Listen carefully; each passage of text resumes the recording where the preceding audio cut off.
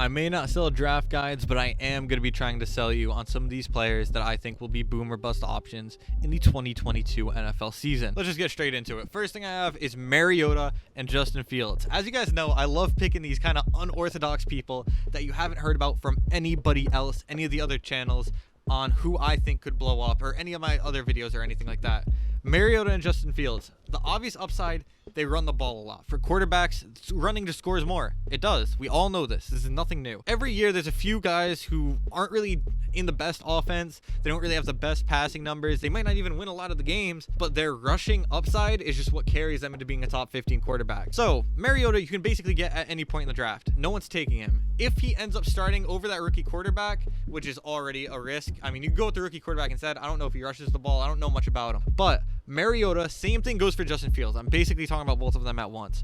Their offense has serious question marks, both of them. The thing with Mariota, he has the upside of having a touchdown target with Pitts, an explosive option with Pitts. Who knows, maybe their wide receiver, what is it, London or whatever, he could take over, have great chemistry with Mariota. Also, they have Cordell Patterson, great gadget player. He could just dump it. He's going to dump it to him every once in a while, and who knows where he's going to go with the ball. Anything could happen. But with that being said, if it doesn't work out, Mariota, all he has to do, he's going to be passing it a ton. Falcons are going to be losing a ton of games.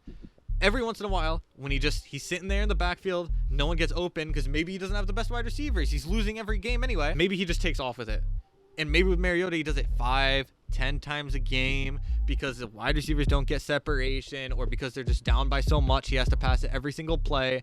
I'm just telling you, it's not that crazy. He might get benched halfway through the year. That's not what I'm talking about. I'm just saying he could be a quarterback that for fantasy, even if he doesn't play well, averages somewhere between 18 to 30 points a game.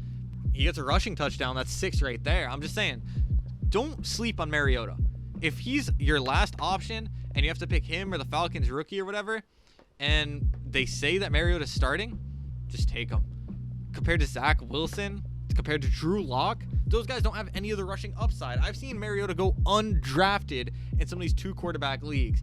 In the 1 quarterback league, he's a bit more of a risk. I can see that. Superflex leagues and 2 quarterback leagues, you probably want Marcus Mariota. He's not the worst option in the world, I'm telling you. Now, just to talk a little bit more specifically about Justin Fields, a lot of people expect him and Mooney to have a bit more of a connection this year. There's a chance it happens. Honestly, they just hate Justin Fields for some reason. The Browns didn't give him anything to work with. They only made the defense worse.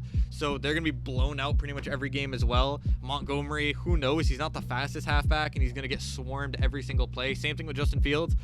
The hope with both these guys is not that they win, not that they have great, amazing passing games or anything like that. It's simply that they can get the ball and run with it 5 to 10 times a game. Get 50 to 100 rushing yards. That's 5 to 10 points. Get a single rushing touchdown. Right there, you're at 11. And now any of the passing is just icing on the cake. They get 2 touchdowns a game, 1 rushing, 1 passing. All of a sudden, you have a passable quarterback, especially late in the draft. Come on, man. Also, just to throw this out there, it might sound absolutely crazy, but if Mariota's starting, he might have more upside than Justin Fields. That's crazy. I don't know why Justin Fields getting drafted before him, unless it's just about the uncertainty of Mariota starting. But if Mariota starts, again, you know he has the rushing upside. He did that when he was in Tennessee. In the Raiders, he showed some flashes of being able to pass it better than we've seen before. Imagine you get a quarterback, Mariota. You give him new options that we've never seen him with before. A tight end who's playing wide receiver, Kyle Pitts. I'm selling myself on this right now. I got to get him. Just the more I think about it, the better it gets. You put him with a rookie wide receiver. Who knows? They could have a great connection. The rookie wide receiver could be terrible. We don't know. But the whole point is, if you're getting him, he could be your last pick. And imagine, he just has a good connection. He has good chemistry with that wide receiver. Kyle Pitts, we already know, is a stud. We just need someone who can throw him the ball. Imagine Mariota does that. He's got the rushing upside for if they're absolutely smothering all the wide receivers. Why is he getting drafted so late? Next up, we have Juju on that beat. Obvious upside here. Could be Mahomes' #1 wide receiver. It's risky between him and Sky Moore. We know Travis Kelce is going to get the ball, but we also know that all the defenses are going to be focused exclusively on Travis Kelce. You think they're going to focus on CEH? He's been washed for years. Who are they going to focus on? Juju? Maybe, with their second or third cornerback. They're putting all of their effort towards Kelce, and they're daring you to beat them with anybody else or with the rush. They really want you to beat them running the ball, because who do you have? CEH, Rojo. Rojo could be good, but the whole point is, you look at the wide receiver room, the whole thing with the boomer bust, really the situation is Sky Moore, Juju, or maybe McCole Hardman, who heavily let us down last year. One of them is going to be dared to beat you in the passing lane, in the passing game. One of them is going to have better chemistry with Mahomes. Whoever Mahomes has the best chemistry with has the chance to win you the season. You just have to try to predict who you think it will be. Maybe it's going to be Juju. Imagine having the guy who wins you the league be someone who's going to be TikToking after every touchdown. That's wild. Could also be Sky Moore. I heard the guy's pretty fast. I don't know much. I don't watch college. All I can do is hear about it. But it comes down to whoever Mahomes has the best connection with in that wide receiver room is going to be the best. I can't imagine it's going to be an evenly distributed wide receiver group, because I don't think Mahomes has really done that ever. He heavily targeted Kelsey and Tyreek Hill. All you need someone to do is take the Tyreek Hill role. They'll get a bunch of targets. They'll get a couple big gains, some touchdowns, anything like that. I don't think they can rely on CEH. Rojo's all right. I don't think they're going to rely on him.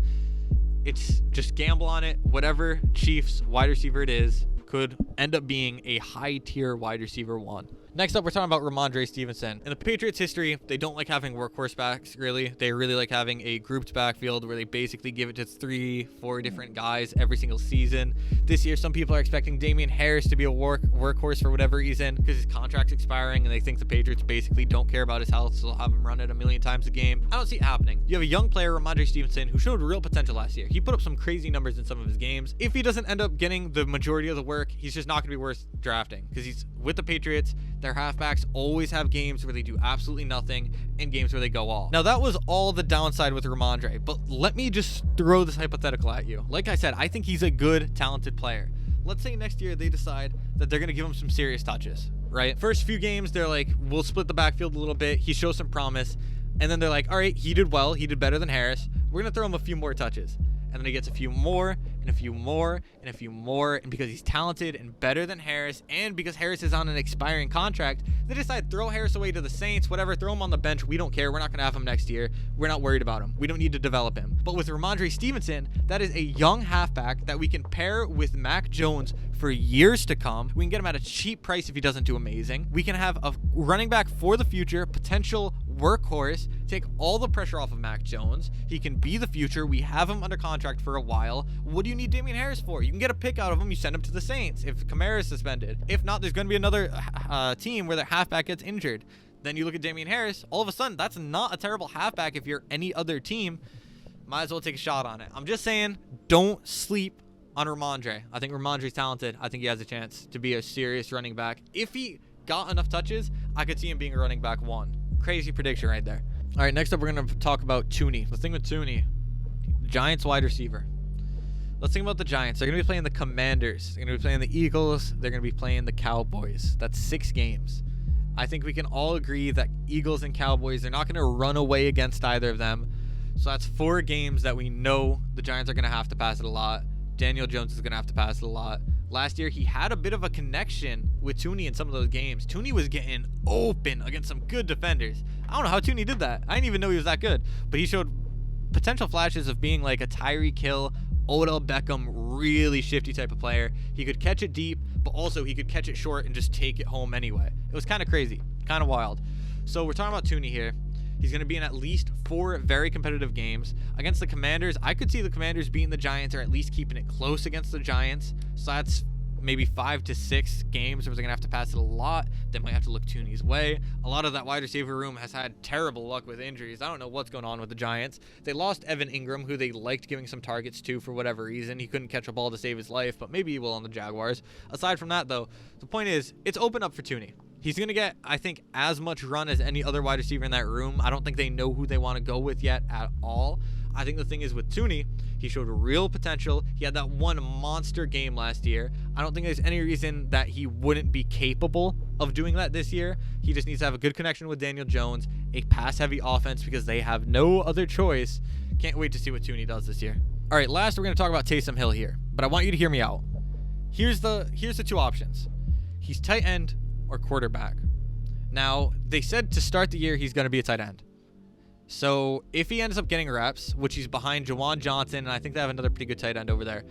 If he ends up getting reps, You know he's going to get at least a little bit of his gimmicky plays with the Wildcat kind of offense that they like to run him in. So right there, he usually gets a few rushing touchdowns a year. He might get a few pass attempts. Who knows? Depends on what they want to do. But he should be slotted at tight end if they play him at tight end. If he gets any shots there, he's a pretty fast tight end. He's hard for some of the linebackers to keep up with. He got open when he was playing wide receiver a little bit. So you're going to see some targets there. You're going to see some catches, maybe even some touchdowns. Maybe they're going to look at him in goal line packages where they go heavy with a bunch of tight ends to dare the defense to do the same. And then since he has the speed, they try to run him out past all these linebackers, get him a touchdown. Who knows? Just an idea. Now, if you didn't know, Jameis Winston, there was a report about him saying that his knee felt funny. With Odell Beckham, he recently said that last year his knee felt weird, it wasn't fully recovered, and we know what happened in the Super Bowl. So let's just say it's possible. If his knee is feeling funny, he either misses games or he potentially tears his ACL and misses a lot of games, like the entire season. So then you're looking at Taysom Hill potentially being a quarterback again. And I'm not saying I wish the injury on Jameis Winston, but now I will. I do wish the injury on Jameis Winston. I heard some rumors about what he did in college. Outside of fantasy, like, bro, you can't like that guy. But anyway, back to Taysom Hill. If he gets the reps at quarterback, if the worst situation happens for the Saints, Taysom Hill's back at quarterback. We know he has the rushing upside. His fantasy points per game were pretty good at quarterback. He's got better receiving options. They might even end up getting Michael Thomas back. They have Jarvis Landry. They might end up having Kamara. They might not, but if they don't, even more running for Taysom Hill. But let's say they also don't have him without Taysom being at quarterback, even more passing being done, then maybe there's more touches for Taysom Hill at tight end. The idea is he could get tight end eligibility. He could get some serious looks at tight end because Sean Payton is absolutely in love with that guy. He has had no one further down his throat these past few years than Taysom Hill. So the idea is if Taysom Hill is a tight end, he might seriously get some plays, which is crazy. And whether or not he does good as a tight end, we know he gets the goal line packages at quarterback for whatever reason. So if he has tight end eligibility, you have a high end, potentially tight end, because honestly, tight ends, there's a steep drop once you get past the first 2 tiers of tight ends. I think he could easily work his way into the second tier just by getting some touchdowns in the wild card packages alone. But also on top of that, he might get actual looks and actual playing time at tight end or even at wide receiver if they get desperate enough. But let's say the tight end doesn't work out. We still have the chance of Winston's knee completely giving out because he's already saying it feels funny, which is not something you want to hear from someone coming back from an ACL tear. With that being said, they might even just be cautious. Just say forget worrying about him getting injured. We're going to take the extra time, let him make sure he's fully healed up. So then you have to put Taysom at quarterback. Then you have all the rushing upside. You have all the tight end upside. Otherwise, everything is looking really good for Taysom Hill, in my opinion. There's also a situation, this is the bust situation. There's a chance that they just use him in the wild card packages like they have the past few years because they do have some good tight ends. But then why did we hear the report that they're playing Taysom at tight end? I'm telling you, Sean Payton has had this man down his throat. He has a contract that's built to being a tight end, but he gets a bonus if he has to play quarterback, which is the Saints acknowledging that there's a chance he plays tight end and there's a chance he plays quarterback. Jameis's knee is looking funny. Also, they have him at tight end. They have him in the QB wildcard packages near the goal line. They give him touchdowns over Kamara. And Kamara might not even be there, so they're going to give him even more packages if Kamara isn't there. Don't sleep on Taysom Hill. I've heard no one talk about Taysom Hill. I'm not saying to draft him, but I'm saying to think about it.